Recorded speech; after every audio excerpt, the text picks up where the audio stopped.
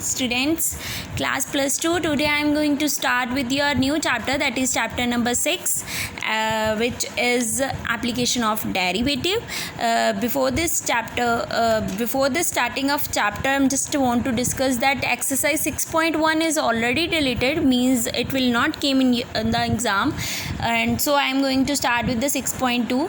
But before this exercise, just want to explain the name of word of your chapter, that is application of derivative. Derivative, you know what is this. Derivative you already done in the last chapter, right? And also you have did in the class plus 1. So derivative, application of derivative means in this chapter, whatever the function given to you, you have to take the derivative first. उसके बाद whatever the condition will ask, you have to apply. Means the exercise 6.2 depend upon the function is increasing or decreasing. So whatever the derivative is there, आपने उसके ऊपर operation लगाना है, उसके बाद decide होगा फंक्शन डिक्रीज और इंक्रीज होगा. So what is the meaning of function is increasing and decreasing? When the derivative means whatever the derivative you had take, if it is greater than 0, then the value will come positive.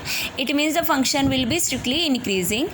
If the derivative, whatever the derivative you had taken less than 0, it means the value will come negative. It is a function is strictly decreasing. So it means your exercise fully based upon these two formulas, means strictly increasing and decreasing. But there are two types, means there are two types are there.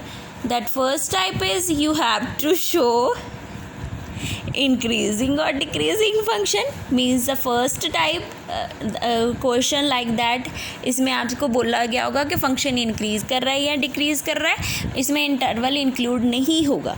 But in the second type find the interval will be there and you have to ask after that, you have to ask the function increase और decrease. So let's start with our exercise. Here is your exercise 6.2. The first one question is that show that the function is given by fx 3x plus 17 is strictly increase on r. r is a real number. कहते हैं show करो ये पूरा जो function है वो strictly increase कर रहा है रियल वैल्यू पे. तो मैंने फंक्शन ले लिया, उसका डेरिवेटिव किया, राइट? तो इट मीन्स मेरा डेरिवेटिव क्या आ गया 3. तो वट एवर रियल वैल्यू क्या होती है, पॉजिटिव नेगेटिव इंक्लूडिंग. तो इट मीन्स मैं अगर चाहे -1 भी लेती हूँ, -1 भी लेती हूँ, तो आंसर मेरा क्या आ गया 3. 0 भी लेती हूँ तो भी मेरा क्या आ गया, अगर -4 भी लेती हूँ तो भी मेरा आंसर क्या आ गया. मतलब whatever value I will take, answer will be positive because only 3 is there. So it means therefore the derivative of fx is greater than, for every value of real number हमेशा real number पे greater than 3 ही रहेगा. तो thus the function is increasing on a real number, right? Then the second question क्या है, कहते हैं show that the function is given by F X E raise to power 2x is strictly increase. कहते हैं show करो जो आपको function given है एफ एक्स का is strictly increasing on R, means real value पे इंक्रीज कर रहा है. तो मैंने क्या किया, फिर से डेरिवेटिव किया. हमें पता है एक्सपोनेंट का डेरिवेटिव क्या होता है, सेम रहता है, but here is a 2x. तो 2x का डेरिवेटिव भी तो लेना है हमने, तो वो क्या आ जाएगा 2, राइट? तो अब सपोज़ मैं यहाँ पे नेगेटिव वैल्यू भी ले लेती हूँ, अगर मैं -1 भी लेती हूँ सपोज़, तो ये क्या हो जाएगा, इस वाली फॉर्म में आ जाएगा. It means whatever the value will take here, answer हमेशा ग्रेटर देन ही रहेगा, ग्रेटर देन 0 ही रहेगा, मीन्स पॉजिटिव में ही आएगा. सो द एवरी वैल्यू, मतलब इससे कंडीशन क्या होगी हमारी क्लियर, कि फंक्शन हमेशा इसमें डिक्रीज़ करेगा ऑन आर पे, right? Then the third one question is that show that the function is given by fx is strictly increase. इसमें इन्होंने बोला कि फंक्शन जो आपको ये वाला है, इसमें फर्स्ट पॉइंट हेड आस इंक्रीज़ कर रहा है कौन से इंटरवल पे, 0 to π/2 पे. डिक्रीज़ कर रहा है, कहते डिक्रीज़ कर रहा है, शो करो कि π/2 से pi. And the third one neither increase nor decrease in interval 0 to π. ठीक है, तो it means firstly will take the gain derivative. मैंने साइन का डेरिवेटिव लिया, that is the cos. In this case what you have to do, make the plane and 0 to π/2 I had written, right. अब हमें पता है 0 to पाई में cause क्या होता है, ऑब्वियस फर्स्ट कोऑर्डिनेट है तो पॉजिटिव ही होता है, तो इट मीन्स कॉज जो है वो लाई कर रहा है फर्स्ट कोऑर्डिनेट में, हमेशा पॉजिटिव ही होगा। So hence F X is increase हो गया क्योंकि वैल्यू क्या आ गई, ग्रेटर देन 0 आ गई, पॉजिटिव आ गई, तो मेरा इंक्रीज कर गया 0 to 0 π/2 पे। देन हमने क्या करना है, स्ट्रिक्टली डिक्रीजिंग शो करनी है π/2 से पाई, फिर मैंने प्लेन प्लॉट किया π/2 से पाई, तो इसमें कॉज क्या होता है, नेगेटिव, मतलब लेस देन 0 होगी। नेगेटिव की कंडीशन क्या होती है, डेरिवेटिव जब 0 लेस देन 0 हो, तो मैंने क्या लिख दिया कि कॉज जो है हमारा सेकंड पे नेगेटिव होता है, तो इसलिए वो लेस देन 0 हो गया, इसलिए वो डिक्रीज़ कर रहा है π/2 से पाई। देन हमने शो करना है neither increase not decrease 0 to पाई। मैंने फिर से 0 to पाई कहाँ पे आता है, इस यहाँ पे आता है। अब देखो बीच में क्या है π/2, 0 to π/2 I have prove that ये पॉजिटिव था, π/2 से पाई में आई हैव प्रूव ये नेगेटिव था। तो मैंने कहा कि एक तो डेरिवेटिव मेरा पॉजिटिव आ रहा है इस वाली रेंज पे, एक मेरा नेगेटिव आ रहा है किस वाली रेंज पे, इस वाली पे, तो एफ एक्स पॉजिटिव भी है एंड नेगेटिव भी है इस पूरे इंटरवल पे 0 से π/2 पे।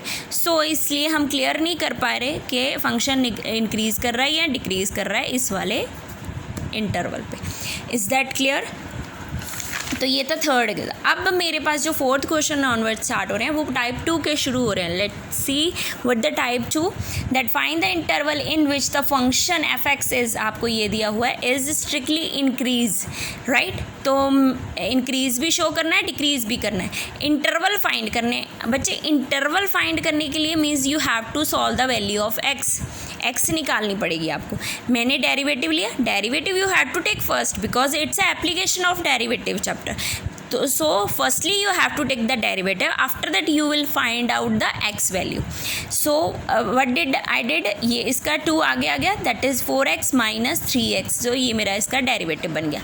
अब इंटरवल फाइंड करने के लिए means the value of X find करने के लिए you have to take derivative equal to 0। मैंने लिख दिया एफ एक्स इक्वल टू 0। अब एफ एक्स क्या है मेरा, 4x - 3, I had written 4x - 3 equal to 0 and X की वैल्यू मेरे पास क्या आ गई, 3/4।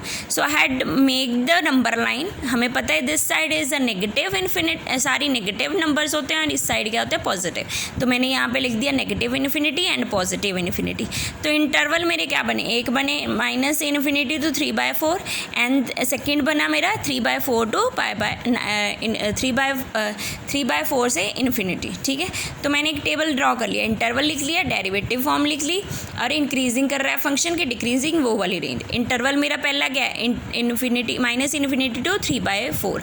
अब इट मीन्स जो मेरी इंटरवल की वैल्यू नेगेटिव से 3/4, मतलब 3/4 से लेस होगी, इसमें बीच में लाई करेगी, तो ऑब्वियस है वो क्या हो जाएगी, नेगेटिव ही होगी, क्योंकि सारी नेगेटिव रेंज और 3/4 से लेस देना, तो सारी नेगेटिव इसमें पुट करके देख लेना कोई भी।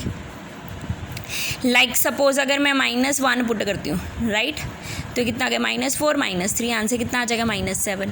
तो what ever the value will put, यहाँ से सारी negative value but less than 3/4, जितनी भी वैल्यू मैं पुट करूँगी वो मेरी आंसर में क्या आंसर आ जाएगा, नेगेटिव ही आएगा, ठीक है। तो इसलिए नेगेटिव आया तो फंक्शन मेरा क्या हो गया, नेगेटिव कब होता है, जब वो लेस देन 0 हो जाता है, तो इट मीन्स वो मेरी फंक्शन की कंडीशन क्या, डिक्रीज पे आ गई है, ठीक है। फिर मैंने लिया 3/4 से इन्फिनिटी, मतलब 3/4 से ग्रेटर देन वैल्यू लेनी है मैंने।